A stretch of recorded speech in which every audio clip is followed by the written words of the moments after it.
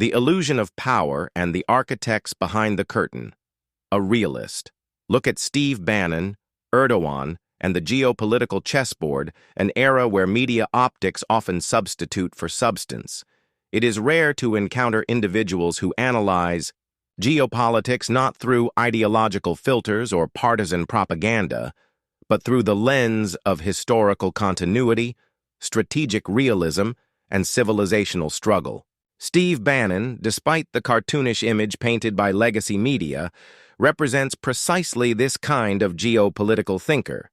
His worldview, often dismissed as conspiratorial, is rooted in a deep understanding of historical forces and the long arc of imperial influence, an understanding that often eludes even the most credentialed diplomats in the State Department. The legacy of imperial entanglements and the cowboy mindset, Bannon's greatest intellectual strength, lies in his rejection of the myopic, reactive doctrine that has defined post-Rothschilds American foreign policy, what might aptly be called the US Cowboy-Foreign Policy. This mindset, forged in the Cold War and hardened during the War on Terror, imagines the world as a binary battleground of good versus evil, with U.S. exceptionalism serving as the moral compass. But this juvenile worldview has cost the U.S. dearly. Trillions have been lost in futile wars in Iraq, Afghanistan, Libya, and Syria, while America's true rivals, China and transnational elite networks, have tightened their grip on the global financial system. These wars were not just blunders of incompetence. They were often carefully orchestrated ventures influenced by external lobbies and intelligence networks. British intelligence, with its deep entanglements in Washington via Five Eyes and Zionist lobbying networks such as AIPAC and the ADL, have helped steer U.S. policy toward perpetual conflict in the Middle East to the strategic benefit of Israel and its transatlantic patrons. Bannon, unlike many in Trump's inner circle, seems to intuitively understand this shadow architecture. The paradox of Trump and the Zionist grip.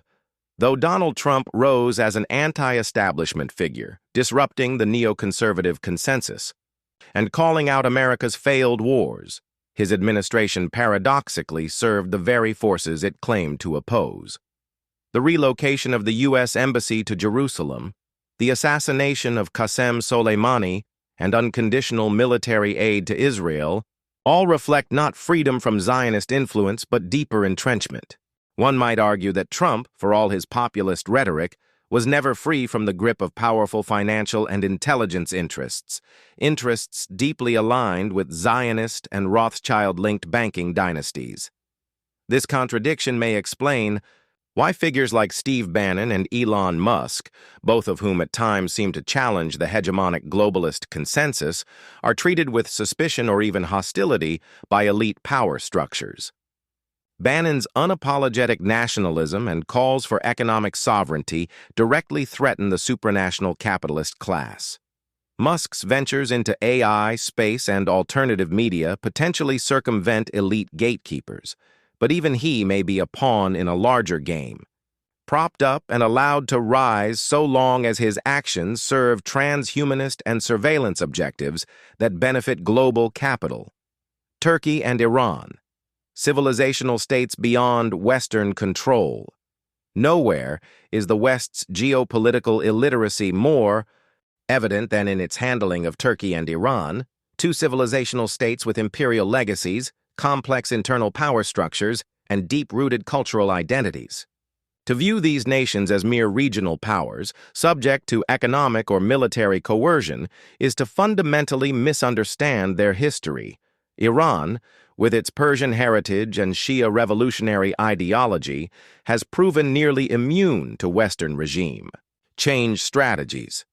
Decades of sanctions and covert operations have only strengthened the ideological resolve of its clerical elite. Turkey, on the other hand, presents a more enigmatic case. While publicly posturing as an independent regional, actor under President Recep Tayyip Erdoğan, Turkey's internal elite structure tells a more nuanced story, one in which globalist interests, crypto-Jewish dynasties, and intelligence manipulation converge. Erdoğan and the shadow state, the Sabbatean continuity. Recep Tayyip Erdoğan is widely celebrated by populists as a strongman who defied Western imperialism. But a closer look reveals an actor whose rise was not merely organic.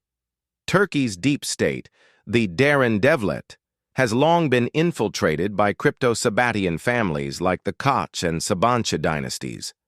These families trace their lineage back to the 17th century Sabbatian movement, a Jewish messianic cult that publicly converted to Islam but maintained secret allegiances. Over centuries, they established themselves as industrial and political powerhouses, always aligned with Western banking elites and intelligence services. Erdoğan's rise was facilitated not by defiance of these networks, but by their support. The AKP's consolidation of power involved not just populist mobilization, but careful negotiation with both domestic oligarchs and foreign stakeholders. Many have drawn parallels between Erdoğan and Eli Cohen, the famed Mossad spy who infiltrated Syrian high society in the 1960s. The suggestion is not literal, but rather metaphorical. Erdoğan operates with a public mask of Islamic nationalism while quietly preserving the interests of global financial networks and Israel, particularly through energy deals, trade corridors, and intelligence cooperation. Under his rule, Turkey has experienced record capital outflows, privatization of national assets, and dependence on foreign credit, classic signs of economic capture by transnational elites. The wealth transfer that has occurred under Erdoğan may in fact surpass that of all previous Turkish governments combined. The architects, Rothschilds, Rockefellers, and the illusion of democracy, at the heart of this global web of manipulation, lie families that have operated above the nation-state system for centuries. The Rothschilds, with their banking empires spanning London, Paris, and Frankfurt, and the Rockefellers who shaped US foreign policy through foundations and think tanks, remain the architects of the modern world order. Their influence is not always direct but systemic, embedded in the institutions, debt structures, and information flows that govern societies. Understanding this elite architecture does not require embracing simplistic conspiracy theories. Rather, it demands a return to classical geopolitics, where power is understood as the coordination of finance, culture, and coercion across time. Steve Bannon's analysis, however rough-edged, approximates this worldview. His understanding of civilizational conflict, elite capture, and the decadence of Western institutions is not fringe. It is deeply Machiavellian and historically grounded. Conclusion: the real battle is not left versus right, but sovereignty versus empire. What we are witnessing is not a partisan battle between Republicans and Democrats, or even between nationalists and globalists, in the simplistic sense. It is a meta-conflict between sovereign civilizational states and a transnational empire, ruled by banking dynasties, media monopolies, and intelligence networks. Figures like Steve Bannon, flawed though they may be, are among the few public voices attempting to name these forces for what they are. To see the world clearly today requires the courage to look beyond official narratives, to revisit the hidden continuity of empires, and to trace the invisible hand that guides history, not through ideology, but through power, networks, and wealth. Once one begins to follow that thread, the illusion of democracy fades, and the world becomes easier to decipher.